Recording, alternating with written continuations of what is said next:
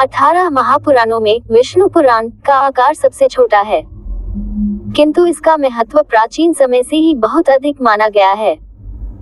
संस्कृत विद्वानों की दृष्टि में इसकी भाषा ऊंचे दर्जे की, साहित्यिक, काव्यमय गुणों से संपन्न और प्रसादमयी मानी गई है।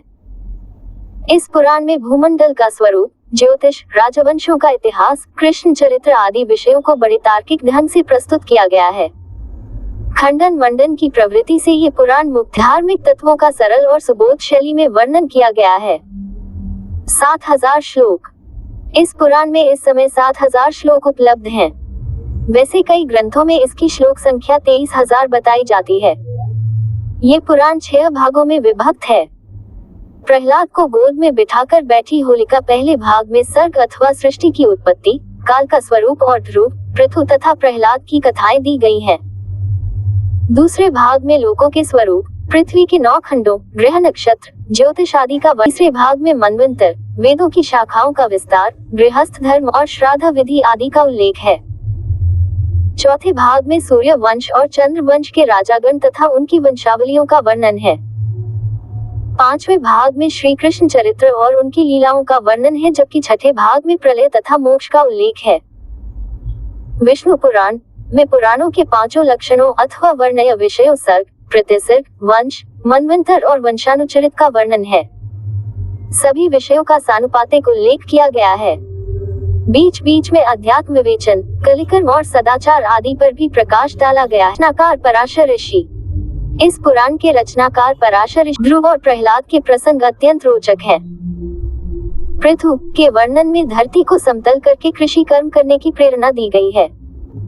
कृषि व्यवस्था को चुस्त दुरुस्त करने पर जोर दिया गया है। घर परिवार, ग्राम, नगर, दुर्ग आदि की नींव डालकर परिवारों को सुरक्षा प्रदान करने की बात कही गई है। इसी कारण धरती को पृथ्वी नाम दिया गया। ध्रुव के आख्यान में सांसारिक सुख, ऐश्वर्य, धन संपत्ति आदि को क्षण भंगुर अर्थात नाशवान समझकर आत्मिक उत्कर्ष की प्रेरणा दी गई है। प्रहलाद के प्रकरण में परोपकार तथा संकट के समय भी सिद्धांतों और आदर्शों को न त्यागने की बात कही गई है। कृष्ण चरित्र का वर्णन। विष्णु पुराण में मुख्य रूप से कृष्ण चरित्र का वर्णन है, यद्यपि संक्षेप में राम कथा का उल्लेख भी प्राप्त होता है। इस पुराण में कृष्ण के समाज सेवी, प्रजा प्रेमी, लोकरंजक तथा लोकहिताय स्वरूप को प्रकट करते हुए उन्हें महामानव की संज्ञा दी गई है। श्री कृष्ण ने प्रजा को संगठन शक्ति का महत्व समझाया और अन्याय का प्रतिकार करने की प्रेरणा दी। अधर्म के विरुद्ध धर्म शक्ति का परचम लहराया। महाभारत में कौरवों का विनाश और कालिया दहन में नागों का संहार उनकी लोकोपकारी छवि को प्रस्तुत करता है। कृष्ण के जीवन की लोकोपयोगी घटनाओं को अलौकिक रूप देना उस महामानव के प्रति भक्ति भावना की प्रतीक है। इस पुराण में कृष्ण चरित्र के साथ साथ भक्ति और वेदांत के उत्तम सिद्धांतों का भी प्रतिपादन हुआ है। यहाँ आत्मा को जन्म मृत्यु से रहित, निर्गुण और अनंत बताया गया है। समस्त प्राणियों में उसी आत्मा का निवास है। ईश्वर का भक्त वही होता है जिसका चित्त शत्रु और मित्र में संभाव रखता है, दूसरों को कष्ट नहीं देता, कभी व्यर्थ का गर्व नहीं करता और सभी में ईश्वर का वास समझता है।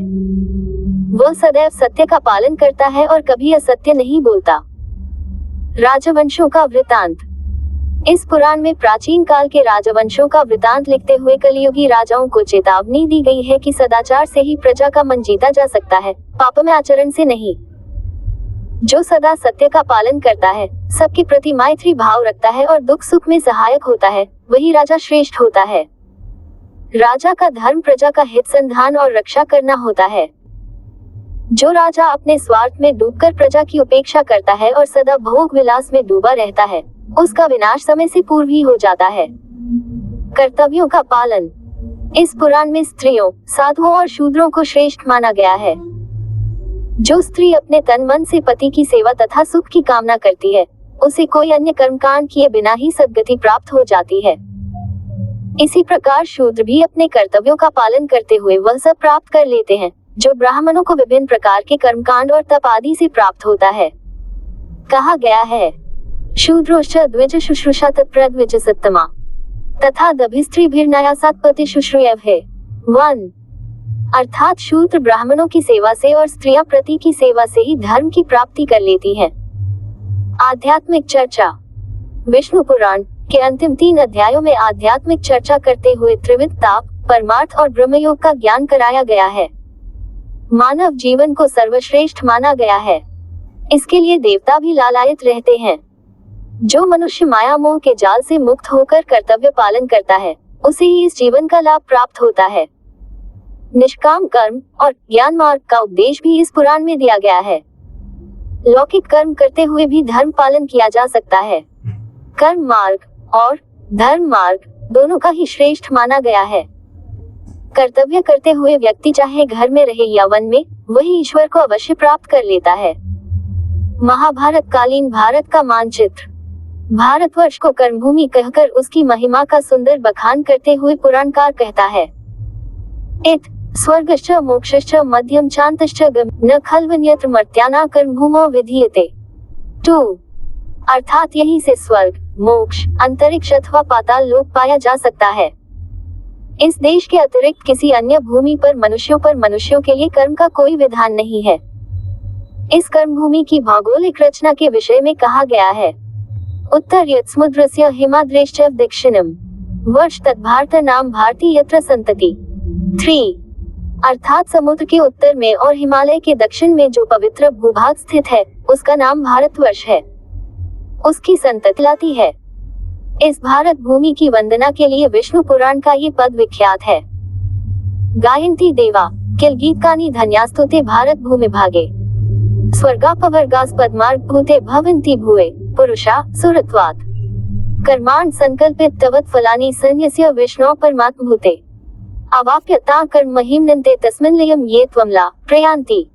4 अर्थात देवगण निरंतर यही गान करते हैं कि जिन्होंने स्वर्ग और मोक्ष के मार्ग पर चलने के लिए भारत भूमि में जन्म लिया है, वे मनुष्य हम देवताओं की अपेक्षा अधिक धन्य तथा भाग्यशाली हैं।